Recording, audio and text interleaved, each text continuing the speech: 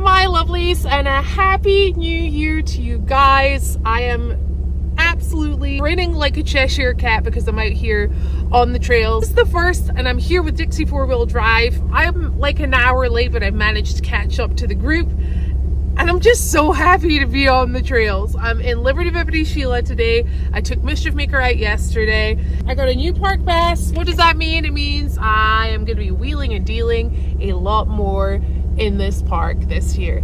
Completely take for granted where I live and forget that this is what makes me so happy, so I gotta get out and do it a little bit more. Not only in the Liberty and Mischief Maker, but also Nessie. Now after this ride, I'm gonna take you back to the shop, and I'm gonna kind of tell you exactly what's going on.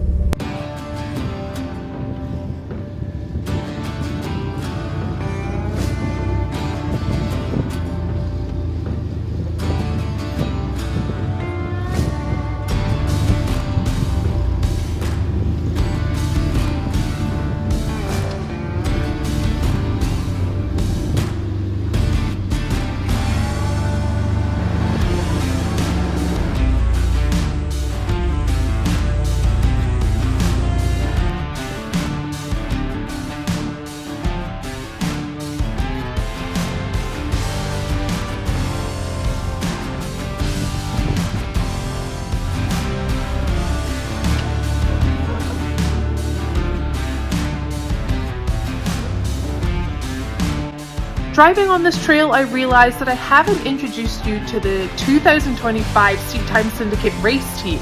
So before we head on over to the shop and check out Nessie, let's head on over to Kevin and see how his prep has been going for King of the Hammers.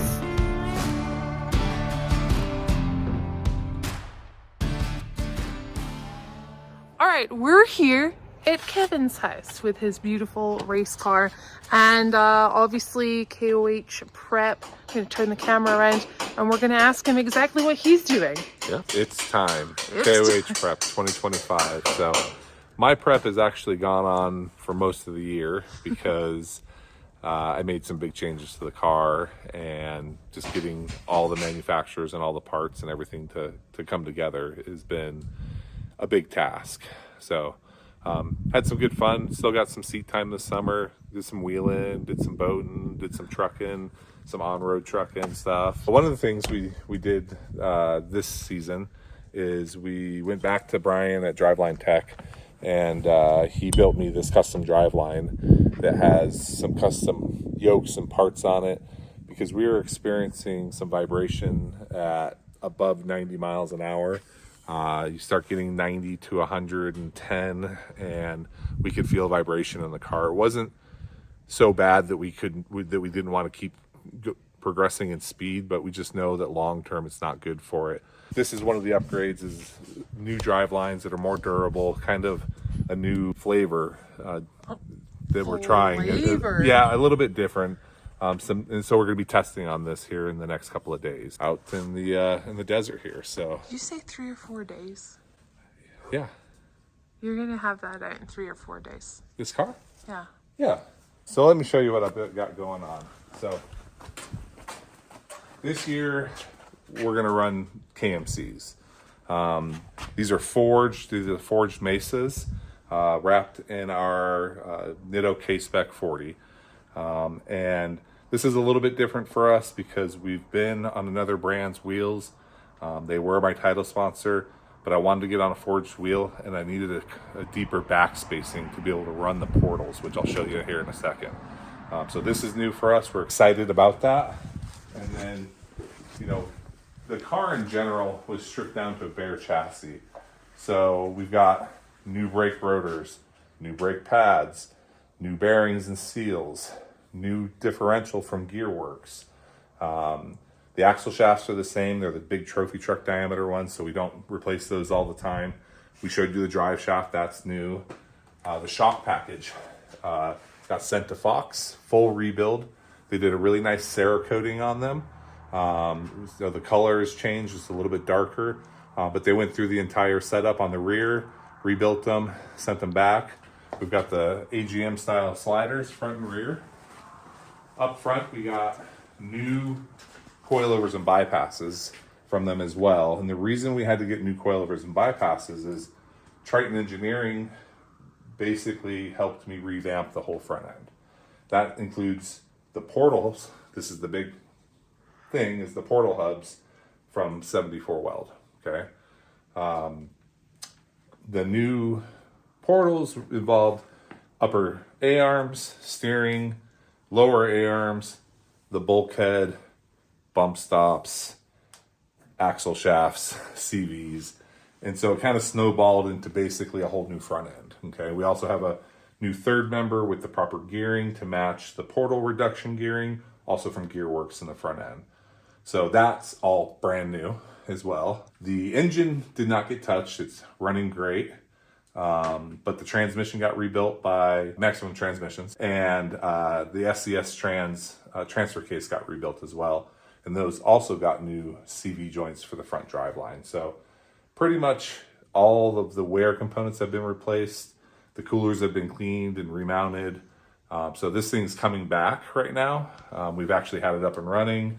Right now we're getting the boots on, the CVs, getting the shock package back in. And so we're actually closer than it looks. We're a couple of evenings this weekend. We'll be working on it all weekend. Then we can go pull out in the dirt and go get some seat time. Panning around the shop, it's destroyed. So I need to pull a Ultra 4 Jones and do a reset, but I don't think it's quite as bad as his was yet. And I do. It's definitely something I look forward to, is getting everything organized and cleaned up again, so I can have a clear mind. But that's going to work best when this thing's down on the ground. I can pull it outside. I can come in here, put stuff away, organize, and then we'll start pre-running again. So we'll pre-run this car a couple 100 miles out here in the next 2 weeks probably. And then we'll re-rack the car in here. We'll go over everything, drain some fluids, take fluid samples, send them out for analysis, the oils, make sure everything's hitting on all the cylinders. And then we'll start doing a final prep to go shock tuning. And hopefully we'll be able to bring you guys along for that when we do it. Okay, well, I'm gonna leave Kevin and Co. and they're gonna be working on this, and it's time to get back to the shop and get back to Nessie. Are you inspired? Maybe a little. All right, it's the next day and we are back in the shop with Nessie. Am I feeling inspired? Absolutely. When it's this time of the year, I'm always inspired to get back into Nessie and kind of dig into her and get some stuff done. Now, the fantastic thing is, she's a moving and a grooving vehicle, so we're not trying to build her, throw her together, and we're not trying to figure out too many problems this year. What we did do though is I've had Chris Webb here and I've had Kevin Jones here at separate times to get some stuff done. The main priority for me this year is to be comfortable in the driver's seat. I haven't been too comfortable, mainly because there's the seat time whole aspect of things, and then the seating position and the pedal position for me has been a real challenge in this car. Now, when we first started building it, you'll see a picture on the screen, and yeah, the seat was supposed to sit a little further back than the B-pillar. I don't know what happened, but we had to build that firewall behind, and the whole seat got brought forward a little more than I had hoped. So I've just been kind of like getting on with it, hopping in there and driving it and sucking it up. But when Kevin Jones was here, we took a look at the pedal positioning. What we did is we moved the gas pedal over on the firewall there and just into a better position. The pedal was so close to the brake pedal, it was just really uncomfortable to drive because I didn't actually know where to put my leg. There just wasn't a comfortable position to put it. Now with the brake pedal, he actually built a whole entire new brake pedal. There's a couple of reasons why. He fixed the ratio of that pedal, of that brake pedal. And when I say a ratio, for those people who watch and don't understand what I'm talking about, it's like the resistance of the pedal. So if you're in your normal car or your off-road vehicle and you brake, you can feel that resistance and it doesn't go all the way to the back wall, right? Well, what I've been working with is in order for the brakes to even start engaging, I've had to put my foot all the way to the firewall, which then puts in my brain that it's pretty scary and the brakes don't work, but they have been working just fine.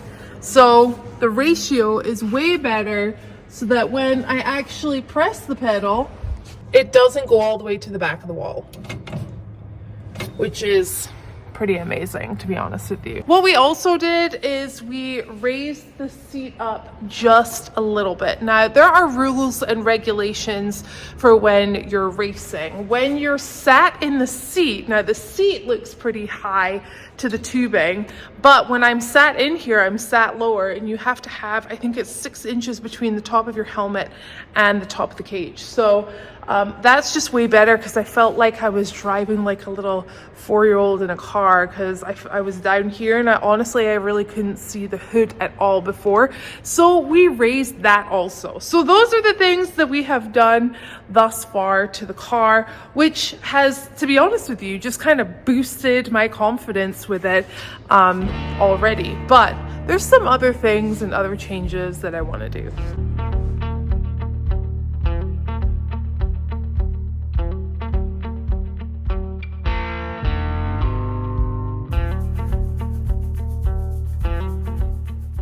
So I am so comfortable with the way that the car is right now. I took it over to 23 Diesel and Off-Road. That's a local shop here in Hurricane, Utah.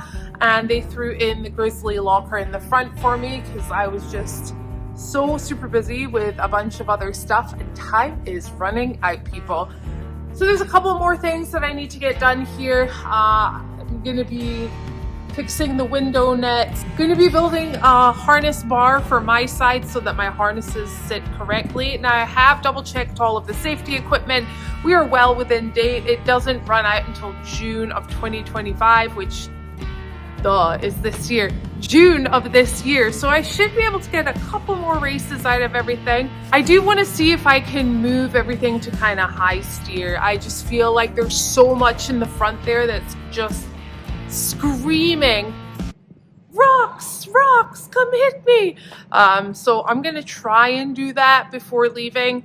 I don't know if I'm gonna be able to do that. I'm certainly gonna give it a shot though. It doesn't seem to be like that difficult because that's the only thing that I can do. And we fixed the alternator problem. So I actually had a shop in town in St. George and they built me an alternator, and I actually need to go pick up the spare one. It's been ready for about 3 weeks and I haven't picked it up yet, so I have to remember to pick that up. So KOH prep for me is honestly just getting the car together. It's the little things this year, and moreover I'm going to be heading out pre-running. Now something else that's going to change on this vehicle, we're going to maybe switch up a couple more parts, but the wrap, I know some of you are going to really hate this, the wrap is coming off.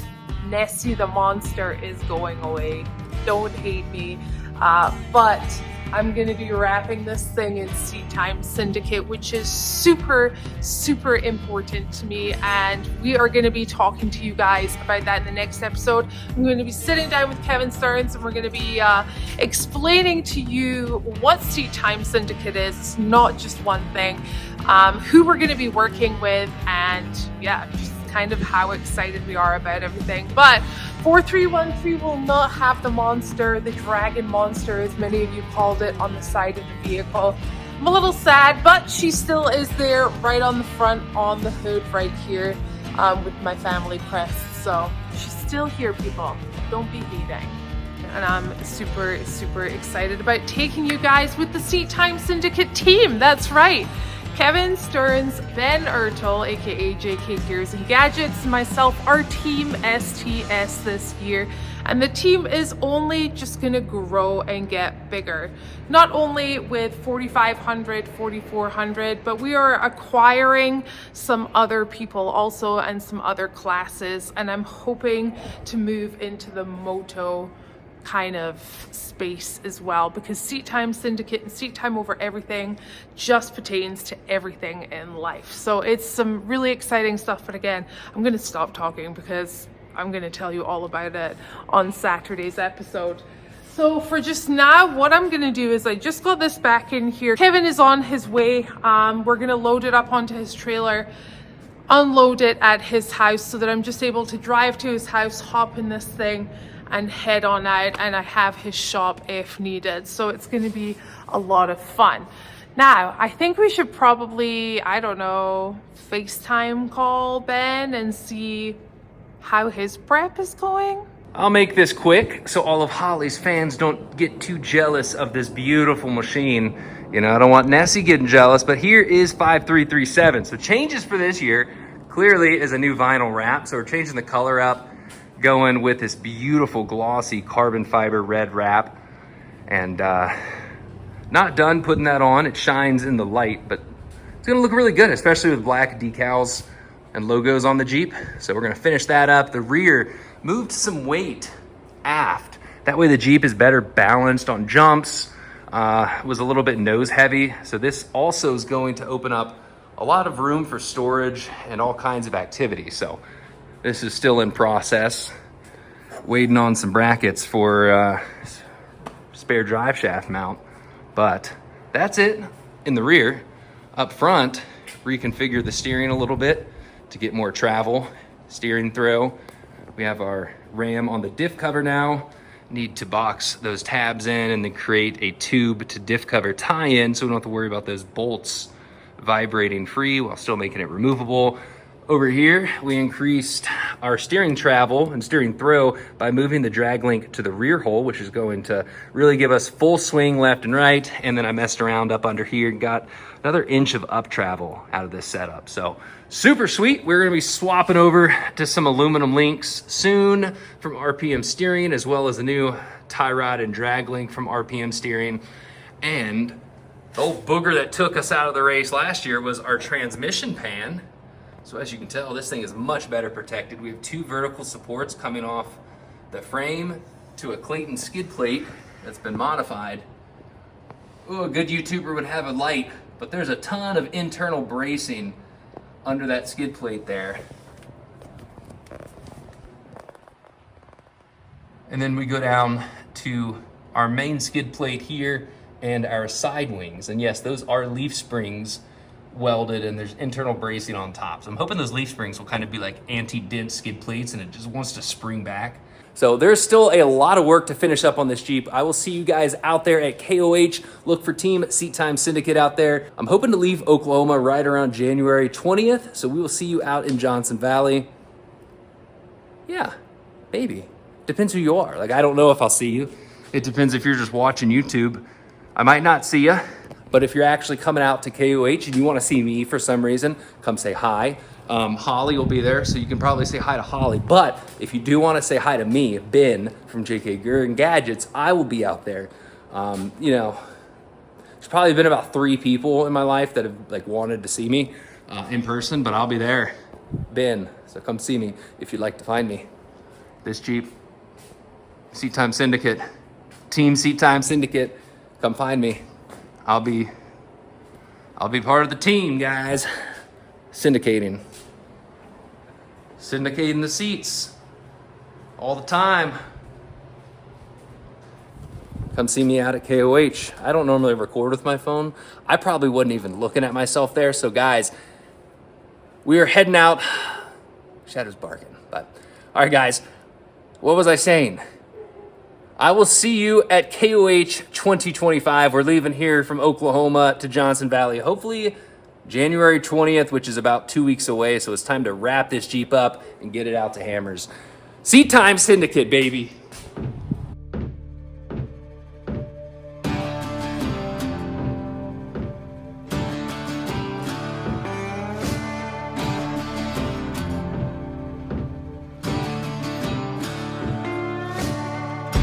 Well, there you have it, the introduction to the Seat Time Syndicate race team. Now on Saturday, it's going to be a little different. I'm actually going to be sitting down with Kevin, as I said before, and we're going to be talking you through exactly what Seat Time Syndicate is and how we're going to be moving forward and who we're going to be working with this year. Very exciting stuff indeed, and the channel is just, it's going to be a little different, but it's going to be a lot more fun if you believe that or not. So guys, first video of the year. As always, thanks for watching.